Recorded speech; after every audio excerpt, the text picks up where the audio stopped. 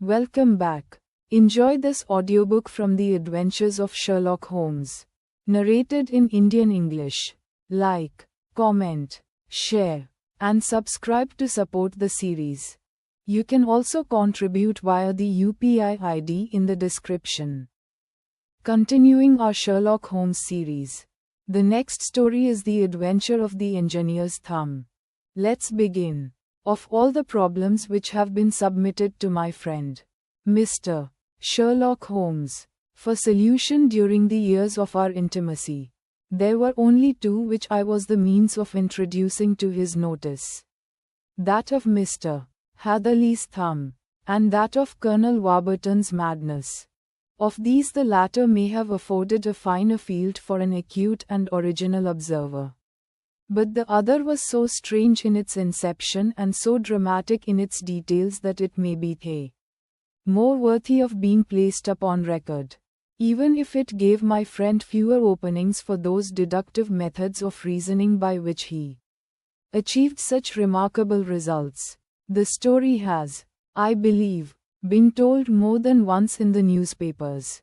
But, like all such narratives, its effect is much less striking when set forth en bloc in a single half-column of print than when the facts slowly evolve before your own eyes, and the mystery clears gradually away as each new discovery furnishes a step which leads on to the complete truth. At the time the circumstances made a deep impression upon me, and the lapse of 2 years has hardly served to weaken the effect. It was in the summer of '89, not long after my marriage, that the events occurred which I am now about to summarize. I had returned to civil practice and had finally abandoned Holmes in his Baker Street rooms. Although I continually visited him and occasionally even persuaded him to forego his bohemian habits, so far as to come and visit us, my practice had steadily increased. And as I happened to live at no very great distance from Paddington Station, I got a few patients from among the officials. One of these, whom I had cured of a painful and lingering disease, was never weary of advertising my virtues and of endeavoring to send me on every sufferer over whom he might have any influence. One morning, at a little before 7 o'clock, I was awakened by the maid tapping at the door to announce that 2 men had come from Paddington and were waiting in the consulting room. I dressed hurriedly, for I knew by experience that railway cases were seldom trivial, and hastened downstairs. As I descended, my old ally, the guard, came out of the room and closed the door tightly behind him.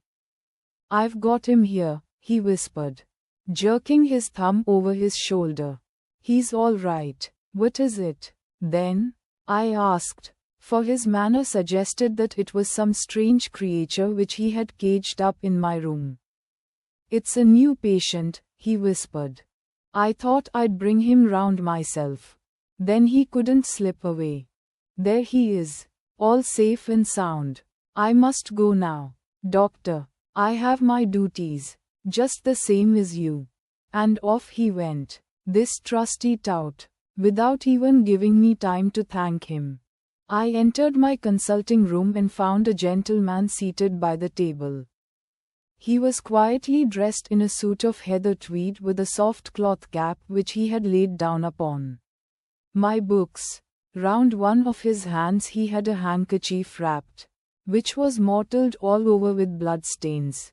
He was young, not more than 25, I should say, with a strong, masculine face, but he was exceedingly pale and gave me the impression of a man who was suffering from some strong agitation, which it took all his strength of mind to control. "I am sorry to knock you up so early, doctor," said he, "but I have had a very serious accident during the night.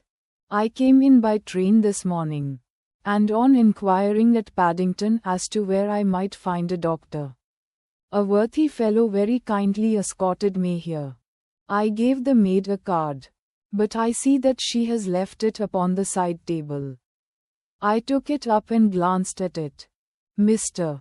Victor Hatherley, hydraulic engineer, 16A, Victoria Street, 3rd floor. That was the name, style, and abode of my morning visitor. I regret that I have kept you waiting, said I, sitting down in my library chair. You are fresh from a night journey. I understand, which is in itself a monotonous occupation. Oh, my night could not be called monotonous, said he, and laughed. He laughed very heartily, with a high, ringing note, leaning back in his chair and shaking his sides. All my medical instincts rose up against that laugh. Stop it, I cried. Pull yourself together. And I poured out some water from a carafe. It was useless. However, he was off in one of those hysterical outbursts which come upon a strong nature when some great crisis is over and gone. Presently he came to himself once more, very weary and pale looking. I have been making a fool of myself, he gasped. Not at all. Drink this. I dashed some brandy into the water, and the color began to come back to his bloodless cheeks. That's better, said he. And now, doctor, perhaps you would kindly attend to my thumb, or rather to the place where my thumb used to be. He unwound the handkerchief and held out his hand. It gave even my hardened nerves a shudder to look at it. There were 4 protruding fingers and a horrid red, spongy surface where the thumb should have been. It had been hacked or torn right out from the roots. Good heavens! I cried. This is a terrible injury. It must have bled considerably. Yes, it did. I fainted when it was done. And I think that I must have been senseless for a long time.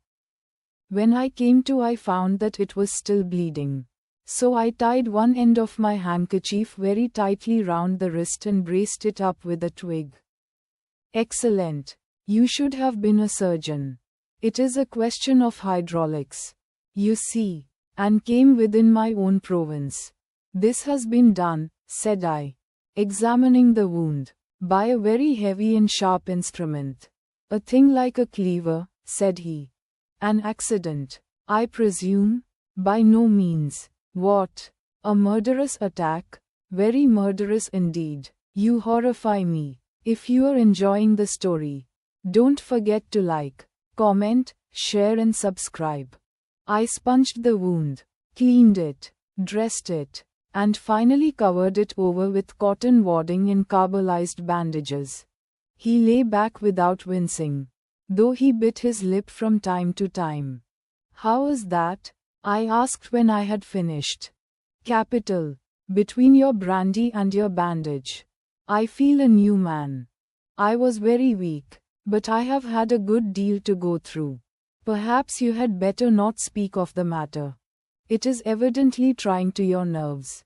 Oh, no, not now. I shall have to tell my tale to the police.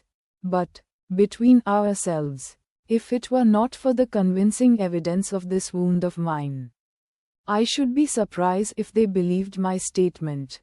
For it is a very extraordinary one. And I have not much in the way of proof with which to back it up. And, even if they believe me, the clues which I can give them are so vague that it is a question whether justice will be done. Ha! Cried I. If it is anything in the nature of a problem which you desire to see solved, I should strongly recommend you to come to my friend, Mr. Sherlock Holmes, before you go to the official police. Oh, I have heard of that fellow, answered my visitor, and I should be very glad if he would take the matter up. Though of course I must use the official police as well. Would you give me an introduction to him? I'll do better. I'll take you round to him myself. I should be immensely obliged to you. We'll call a cab and go together.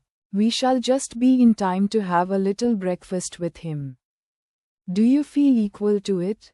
Yes. I shall not feel easy until I have told my story. Then my servant will call a cab, and I shall be with you in an instant.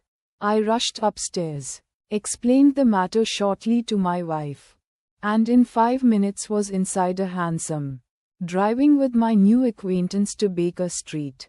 Sherlock Holmes was, as I expected, lounging about his sitting room in his dressing gown, reading the agony column of the Times and smoking his before-breakfast pipe, which was composed of all the plugs and dottles left from his smokes of the day before, all carefully dried and collected on the corner of the mantelpiece. He received us in his quietly genial fashion, ordered fresh rashers and eggs, and joined us in a hearty meal. When it was concluded, he settled our new acquaintance upon the sofa, placed a pillow beneath his head, and laid a glass of brandy and water within his reach. It is easy to see that your experience has been no common one. Mr. Hatherley, said he, pray, lie down there and make yourself absolutely at home. Tell us what you can, but stop when you are tired and keep up your strength with a little stimulant. Thank you, said my patient, but I have felt another man since the doctor bandaged me, and I think that your breakfast has completed the cure. I shall take up as little of your valuable time as possible, so I shall start at once upon my peculiar experiences. Holmes sat in his big armchair with a weary, heavy-lidded expression which veiled his keen and eager nature, while I sat opposite to him, and we listened in silence to the strange story which our visitor detailed to us. You must know, said he, that I am an orphan and a bachelor, residing alone in lodgings in London.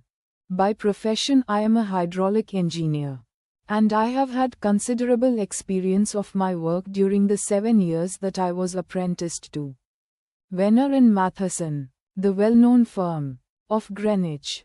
2 years ago, having served my time, and having also come into a fair sum of money through my poor father's death, I determined to start in business for myself and took professional chambers in Victoria Street. I suppose that everyone finds his first independent start in business a dreary experience. To me it has been exceptionally so. During 2 years I have had 3 consultations and 1 small job. And that is absolutely all that my profession has brought me. My gross takings amount to £27 every day, from 9 in the morning until 4 in the afternoon. I waited in my little den, until at last my heart began to sink, and I came to believe that I should never have any practice at all. Yesterday, however, just as I was thinking of leaving the office, my clerk entered to say there was a gentleman waiting who wished to see me upon business.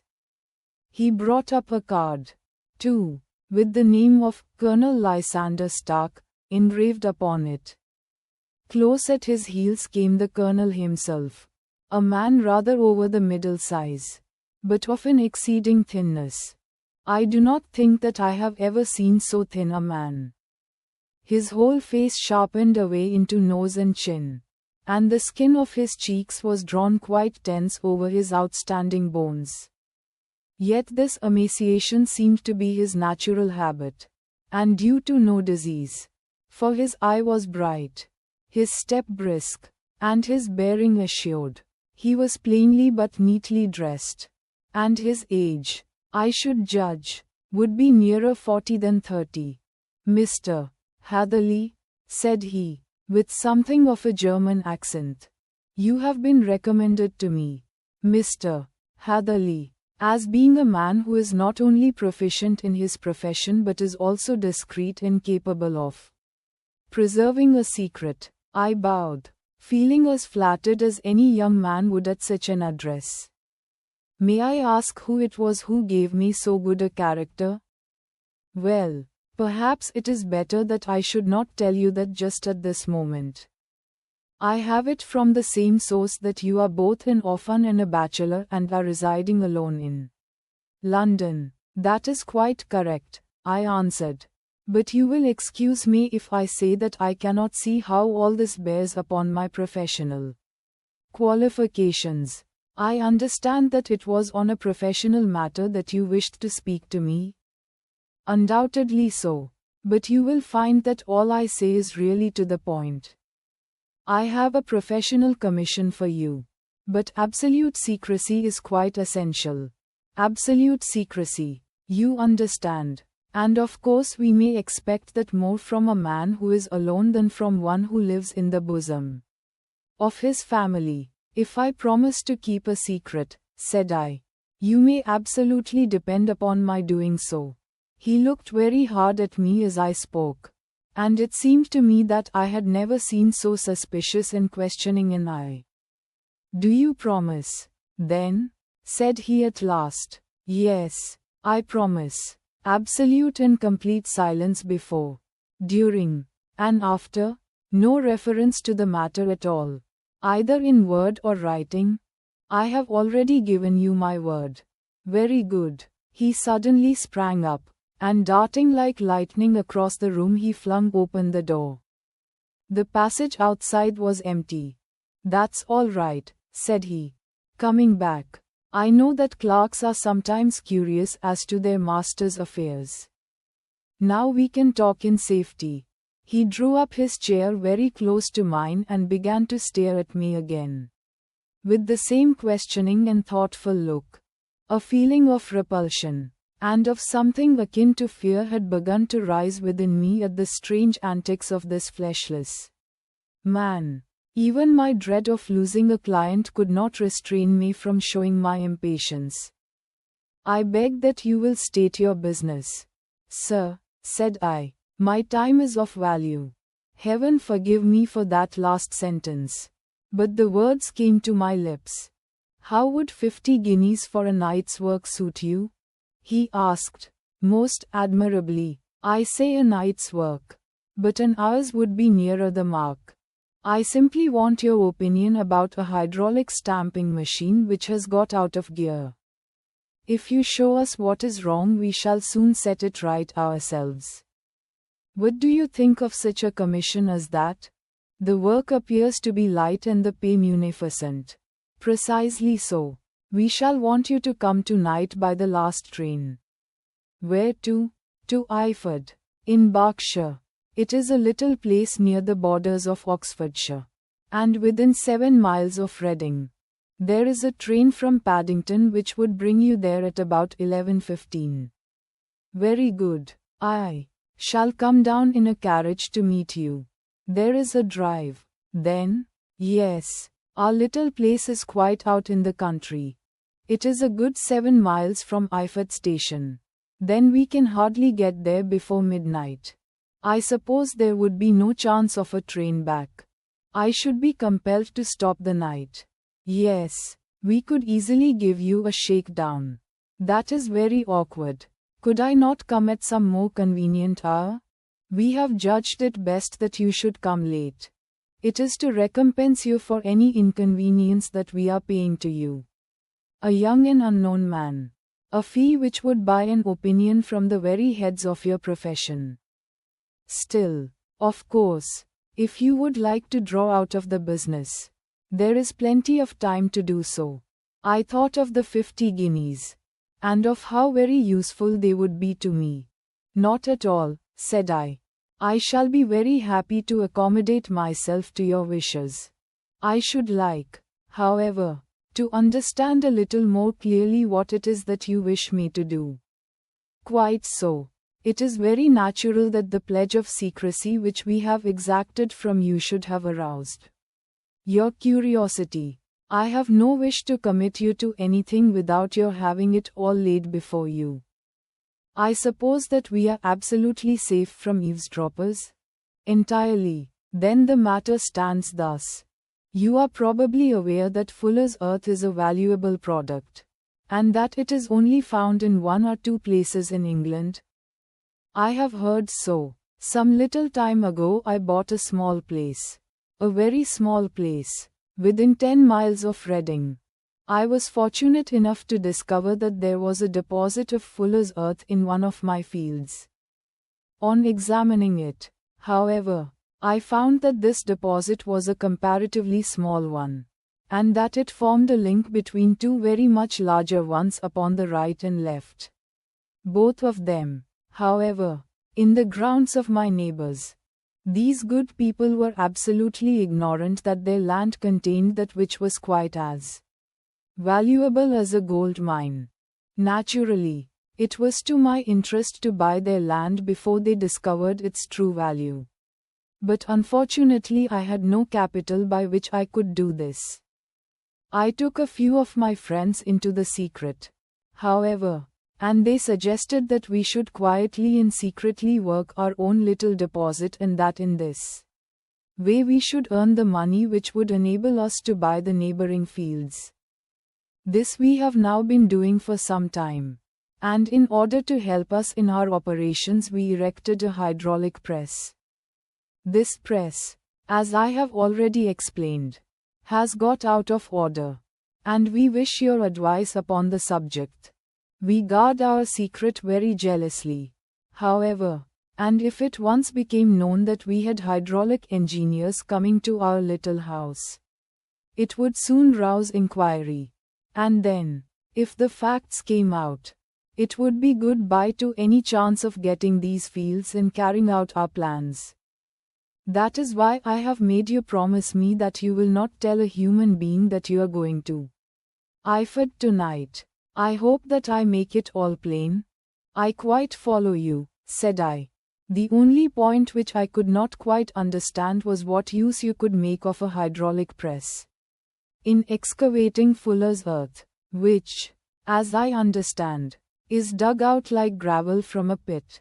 Ah, said he carelessly. We have our own process. We compress the earth into bricks, so as to remove them without revealing what they are. But that is a mere detail. I have taken you fully into my confidence now, Mr. Hatherley, and I have shown you how I trust you. He rose as he spoke. I shall expect you, then, at Iford at 11:15. I shall certainly be there. And not a word to a soul. He looked at me, with a last long, questioning gaze, and then, pressing my hand in a cold, dank grasp, he hurried from the room. Well, when I came to think it all over in cool blood, I was very much astonished, as you may both think, at this sudden commission which had been entrusted to me. On the one hand, of course, I was glad, for the fee was at least tenfold what I should have asked had I set a price upon my own services. And it was possible that this order might lead to other ones. On the other hand, the face and manner of my patron had made an unpleasant impression upon me. And I could not think that his explanation of the Fuller's earth was sufficient to explain the necessity for my coming at midnight, and his extreme anxiety lest I should tell anyone of my errand. However, I threw all fears to the winds, ate a hearty supper, drove to Paddington, and started off, having obeyed to the letter the injunction as to holding my tongue.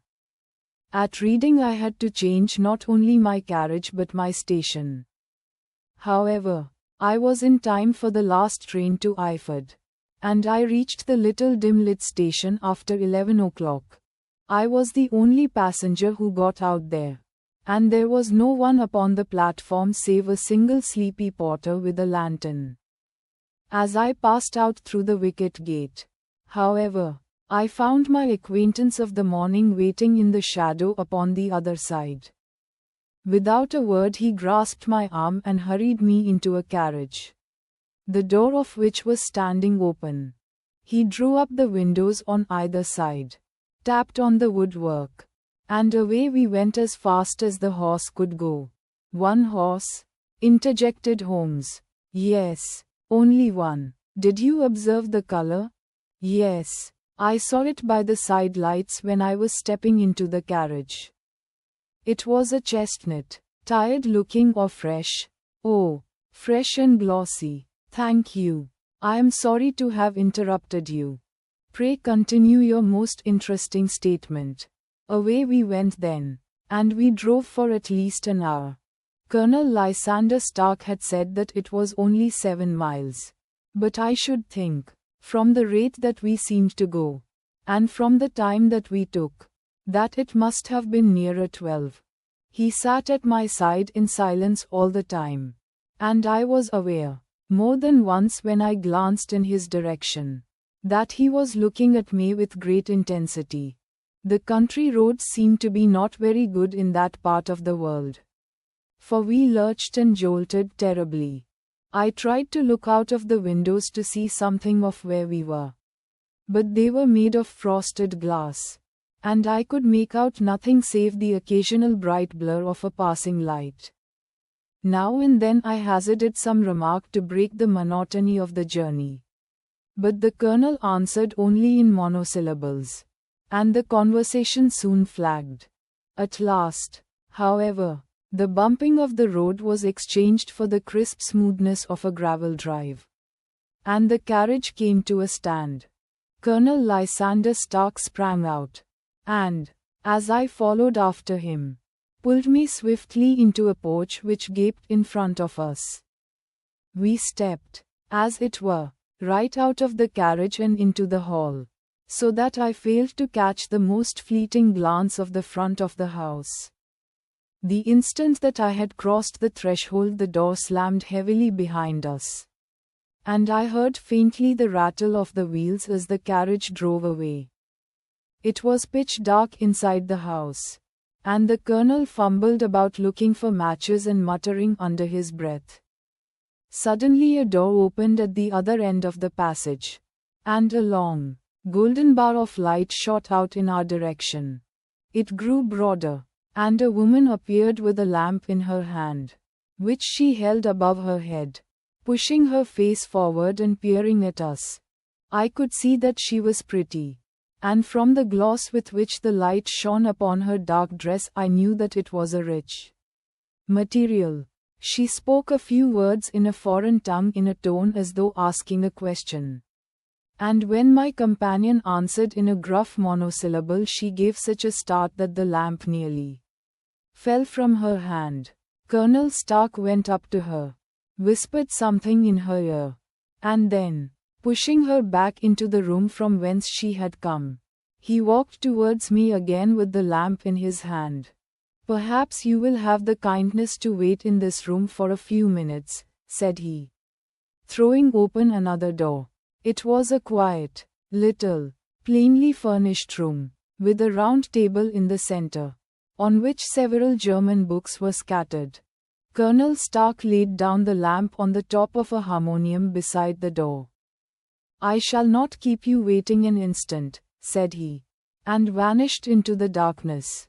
I glanced at the books upon the table, and in spite of my ignorance of German, I could see that 2 of them were treatises on science, the others being volumes of poetry. Then I walked across to the window, hoping that I might catch some glimpse of the countryside. But an oak shutter, heavily barred, was folded across it. It was a wonderfully silent house.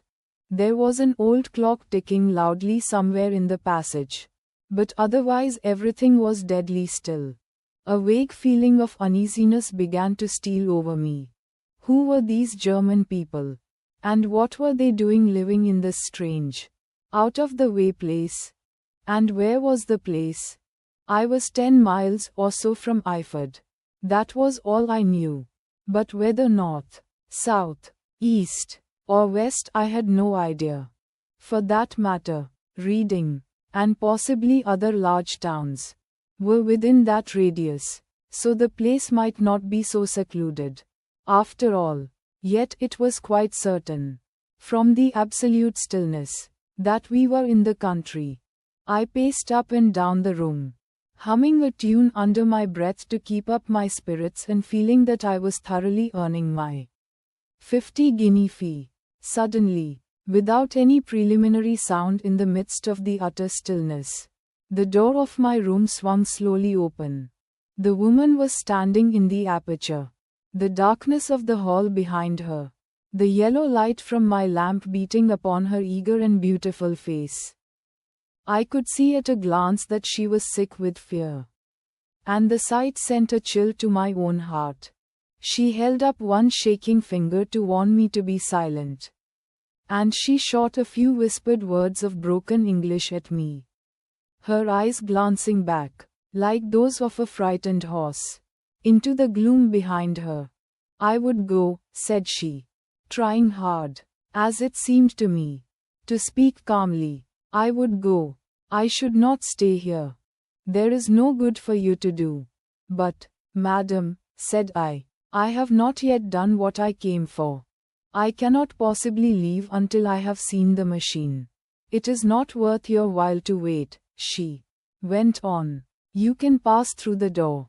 No one hinders. And then, seeing that I smiled and shook my head, she suddenly threw aside her constraint and made a step forward, with her hands wrung together.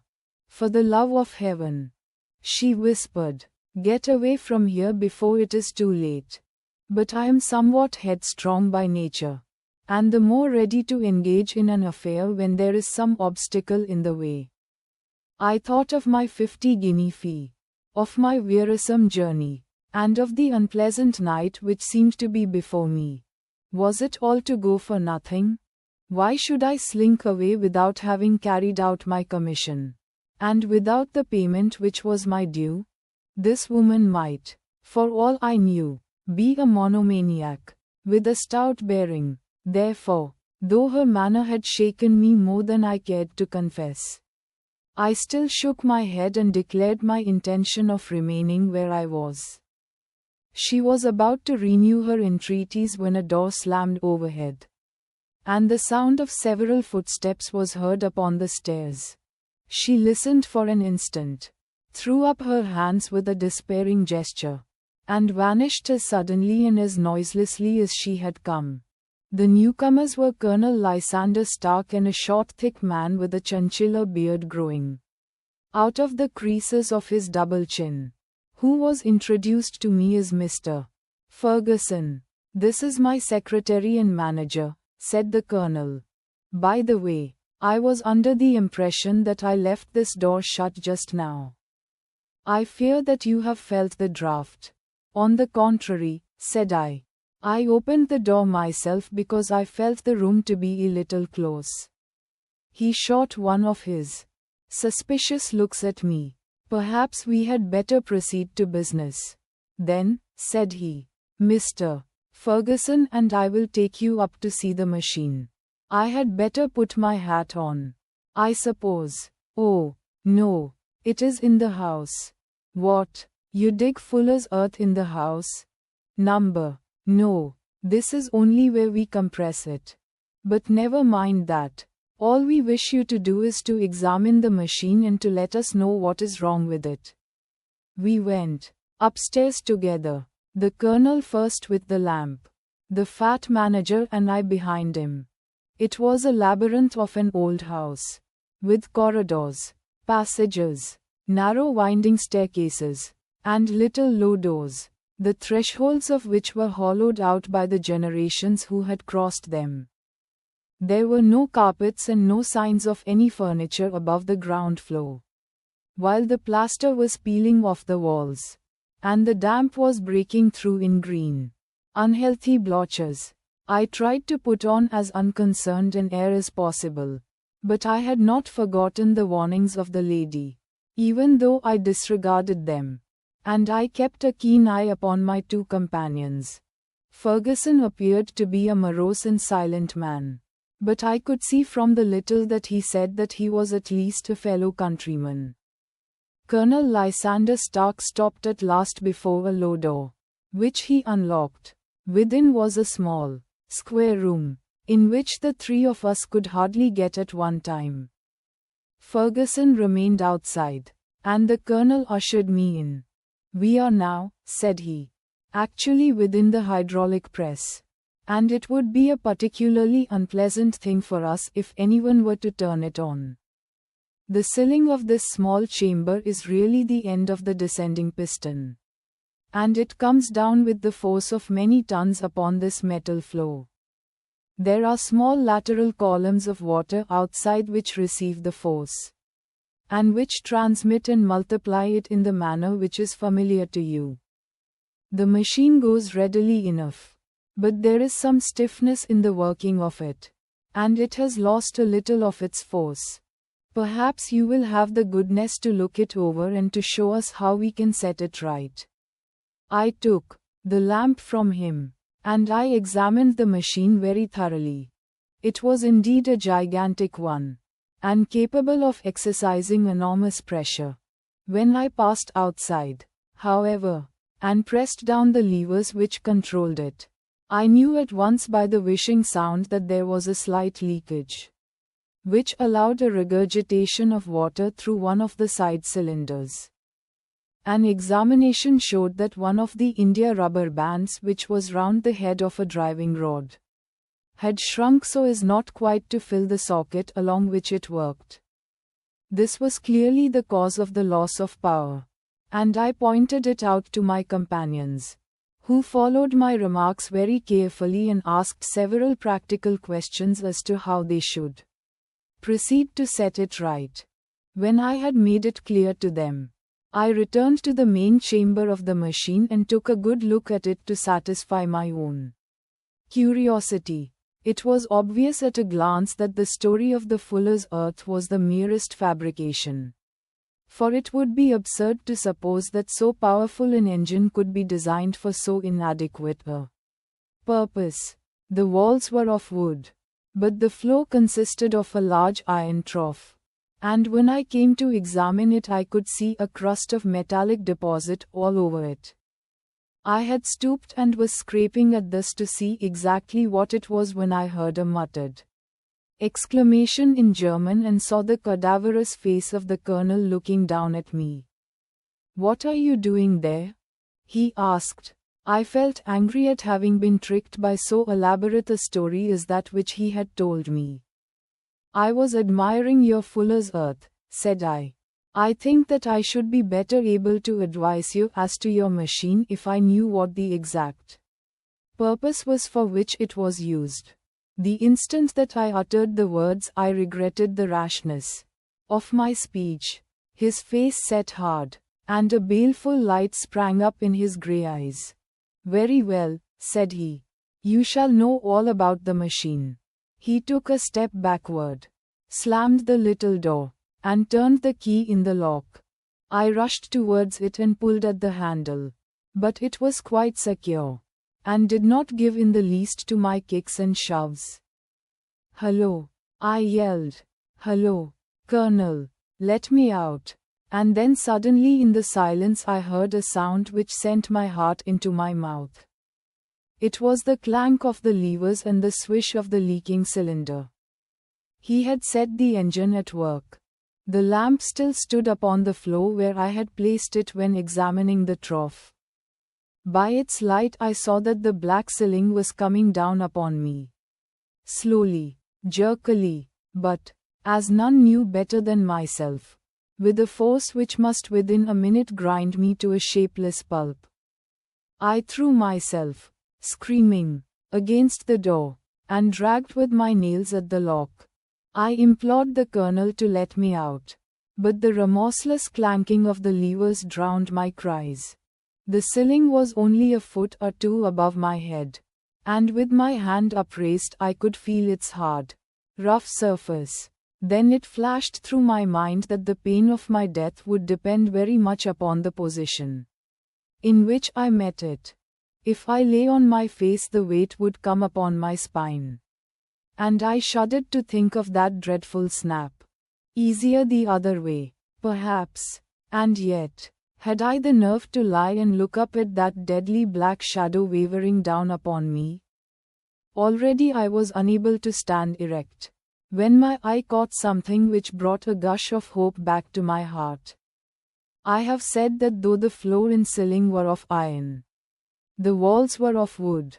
As I gave a last hurried glance around, I saw a thin line of yellow light between two of the boards, which broadened and broadened as a small panel was pushed backward.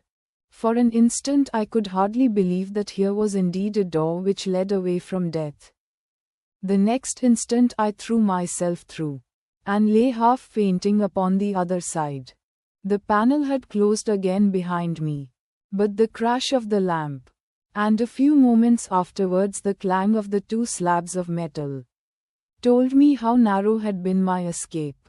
I was recalled to myself by a frantic plucking at my wrist, and I found myself lying upon the stone floor of a narrow corridor, while a woman bent over me and tugged at me with her left hand, while she held a candle in her right. It was the same good friend whose warning I had so foolishly rejected. "Come, come," she cried breathlessly. "They will be here in a moment. They will see that you are not there. Oh, do not waste the so precious time. But come, this time, at least." I did not scorn her advice. I staggered to my feet and ran with her along the corridor and down a winding stair. The latter led to another broad passage, and just as we reached it we heard the sound of running feet and the shouting of two voices, one answering the other from the floor on which we were and from the one beneath. My guide stopped and looked about her like one who is at her wit's end. Then she threw open a door which led into a bedroom, through the window of which the moon was shining brightly.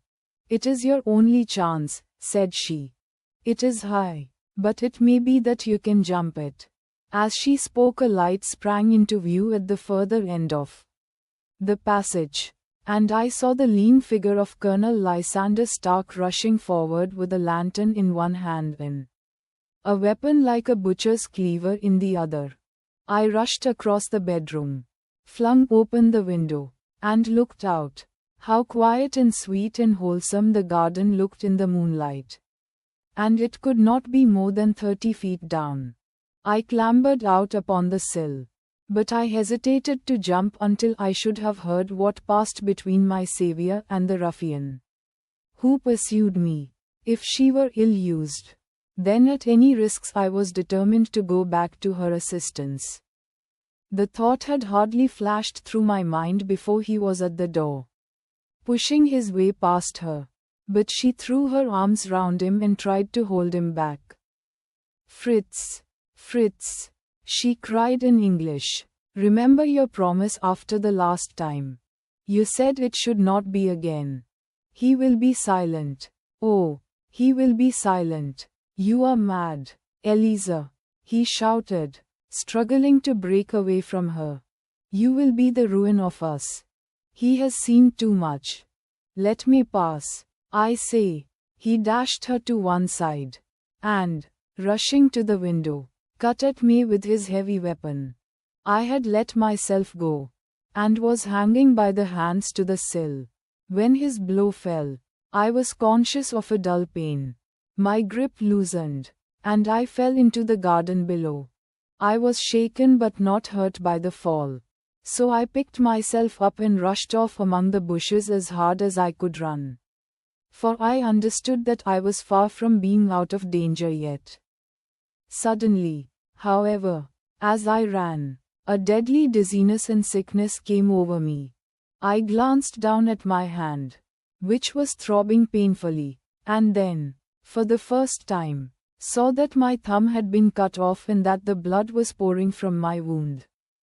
I endeavored to tie my handkerchief round it, but there came a sudden buzzing in my ears, and next moment I fell in a dead faint among the rose bushes. How long I remained unconscious I cannot tell. It must have been a very long time, for the moon had sunk, and a bright morning was breaking when I came to myself.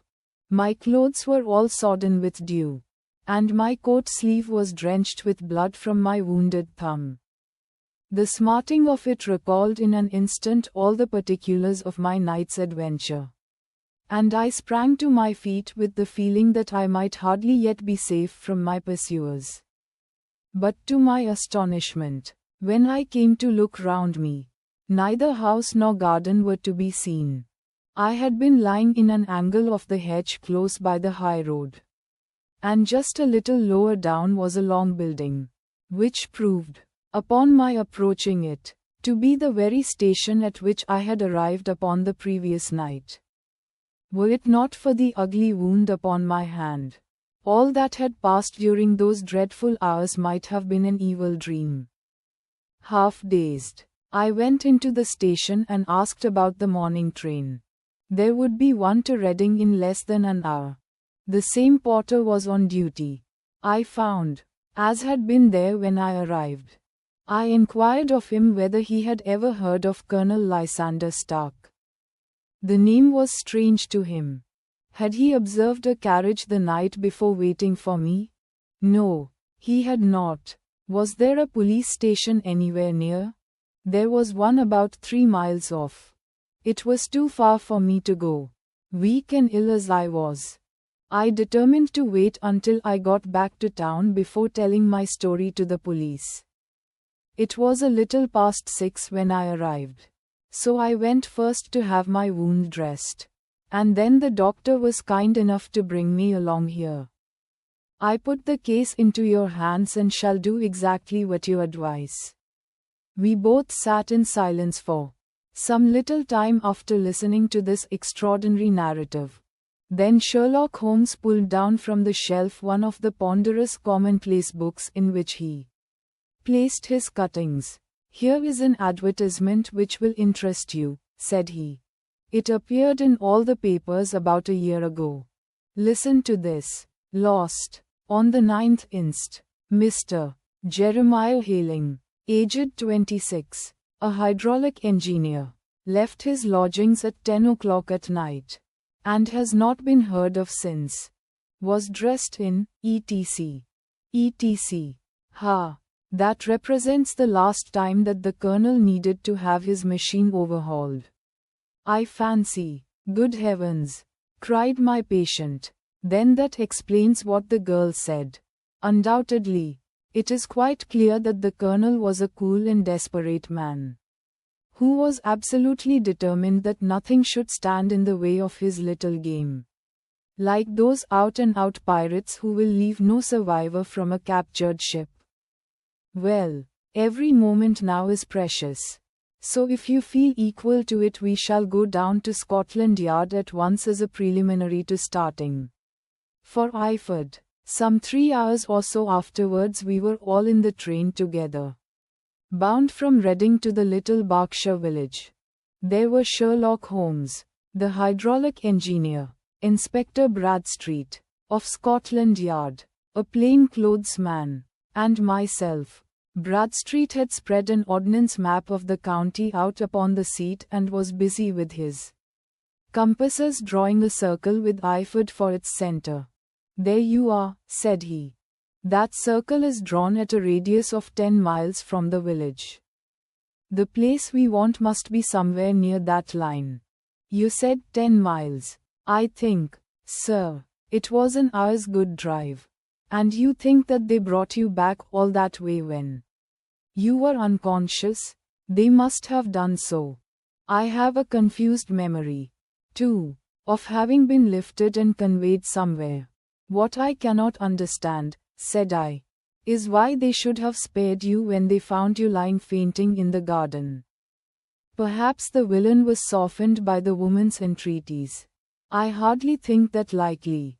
I never saw a more inexorable face in my life.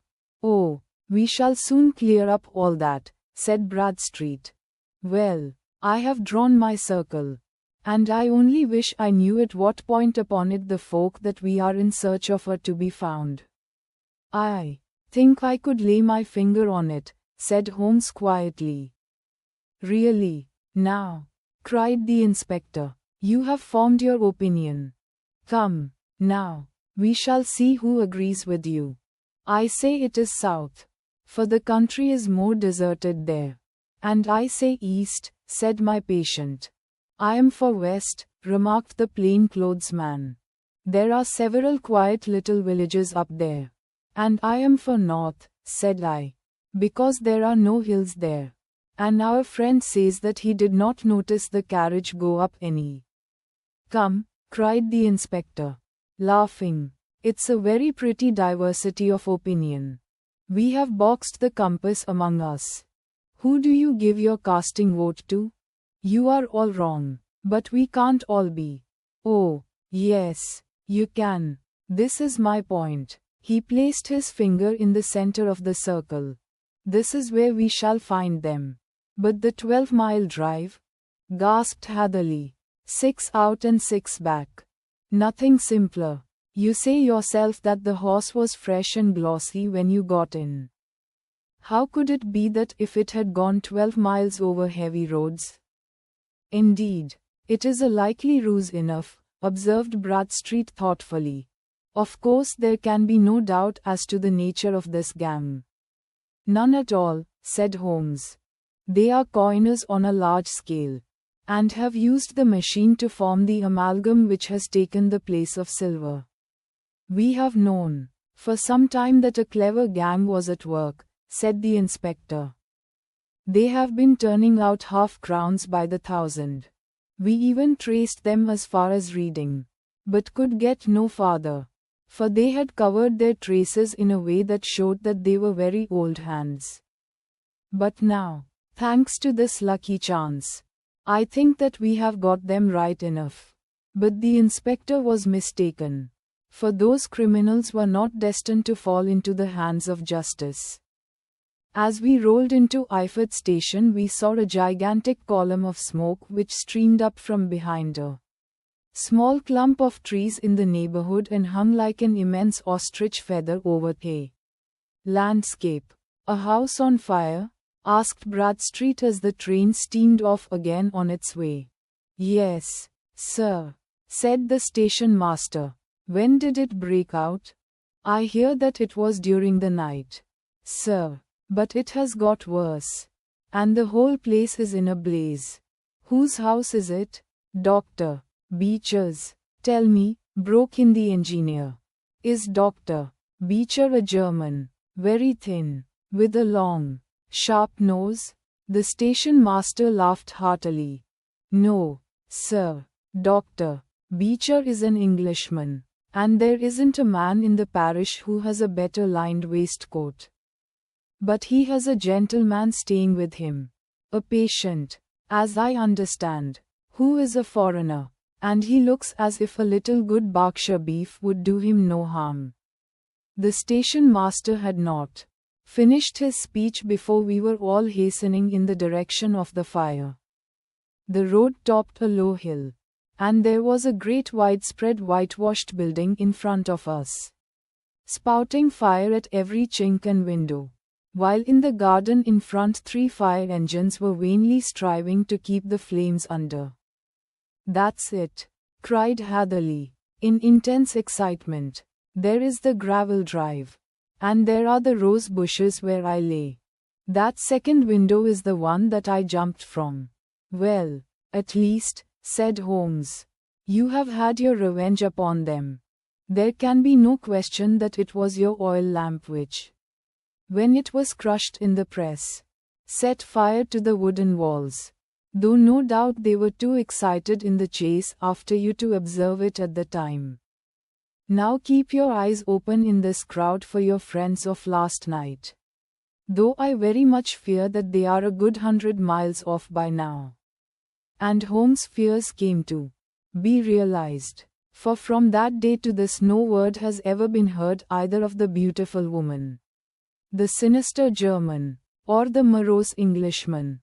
Early that morning a peasant had met a cart containing several people and some very bulky boxes, driving rapidly in the direction of Reading. But there all traces of the fugitives disappeared, and even Holmes' ingenuity failed ever to discover the least clue as to their whereabouts. The firemen had been much perturbed at the strange arrangements which they had found within, and still more so by discovering a newly severed human thumb upon a window sill of the second floor. About sunset, however, their efforts were at last successful, and they subdued the flames, but not before the roof had fallen in, and the whole place been reduced to such absolute ruin that, save some twisted cylinders and iron piping, not a trace remained of the machinery which had cost our unfortunate acquaintance so dearly. Large masses of nickel and of tin were discovered stored in an outhouse, But no coins were to be found, which may have explained the presence of those bulky boxes which have been already referred to. How our hydraulic engineer had been conveyed from the garden to the spot where he recovered his senses might have remained forever a mystery were it not for the soft mold, which told us a very plain tale. He had evidently been carried down by two persons, one of whom had remarkably small feet and the other unusually large ones. On the whole, it was most probable that the silent Englishman, being less bold or less murderous than his companion, had assisted the woman to bear the unconscious man out of the way of danger. "Well," said our engineer ruefully as we took our seats to return once more to London, "it has been a pretty business for me. I have lost my thumb and I have lost a 50-guinea fee. And what have I gained? Experience," said Holmes, laughing. "Indirectly it may be of value. You know, you have only to put it into words to gain the reputation of being excellent company for the remainder of your existence." If you liked the story, please share your comments, like and subscribe to the channel. Stay tuned for upcoming Sherlock Holmes adventures.